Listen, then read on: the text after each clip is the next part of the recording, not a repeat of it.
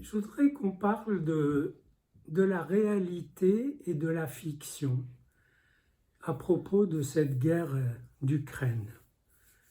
Et la réalité est assez cruelle, les morts sont réels, les gens déracinés, la souffrance, tous les abus, les violences extrêmes. Et la question de la fiction se pose quant aux idées qui s'accolent avec, à la manière de penser. Et j'ai rencontré un petit effet de fiction-réalité qui m'a alerté et un petit peu amusé. C'est une série ukrainienne, une série télé qui s'appelle Serviteur du peuple, qui date de 2015 et dont on a pu voir des fragments ici, et qui met en scène notamment un professeur d'histoire qui est joué par Zelensky et qui attire la sympathie par sa présence, sa beauté, son intelligence, et qui suscite tellement de soutien que tout le monde veut qu'il soit président de l'Ukraine. Donc l'actuel président a joué son rôle. Qu'est-ce qui a pu induire ou produire cette vidéo? Sûrement quelque chose de plus profond qui a rapport aussi avec ce désir d'indépendance. Mais là, c'est un effet de la parole ou de l'image ou de la fiction sur la réalité qui n'est pas de l'ordre de l'identification. Le président actuel n'a pas à s'identifier au héros de ce film, il est ce héros et il est cette histoire et c'est plutôt un effet où c'est induit, c'est le contraire de déduit. C'est induit, il faut remonter en amont pour voir les mises en scène qui sont impliquées là-dedans, qui correspondent à des forces réelles et qui, là, surgissent par une espèce de télescopage entre le réel et la fiction.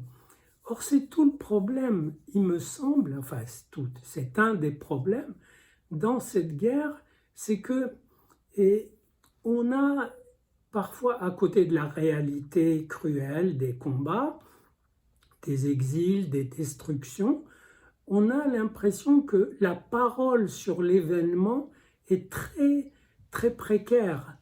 Et je ne dirais pas qu'il y a un côté fake qui plane, mais il y a, c'est un doute et voire une suspicion dans les discours pro-ukrainiens eux-mêmes, comme le discours officiel ici, on nous dit horreur dans cette ville, etc.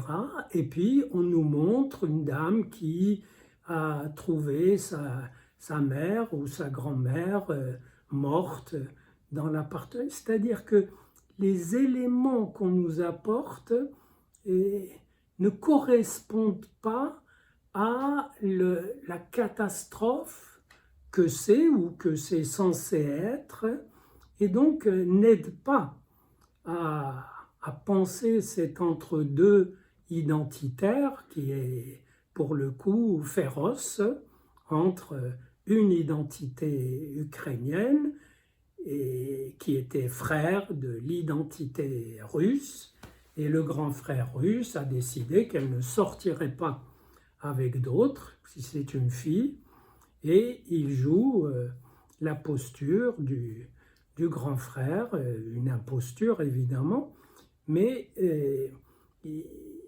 qui soulève toutes sortes de rancœurs, et c'est clair que c'est la vérité de cette confrontation va mettre encore quelque temps, comme si les deux acteurs qui voulait en découdre encore et toujours, vu la quantité de rancœur qu'il y a, de ressentiment, et vu aussi l'enjeu d'indépendance pour l'un.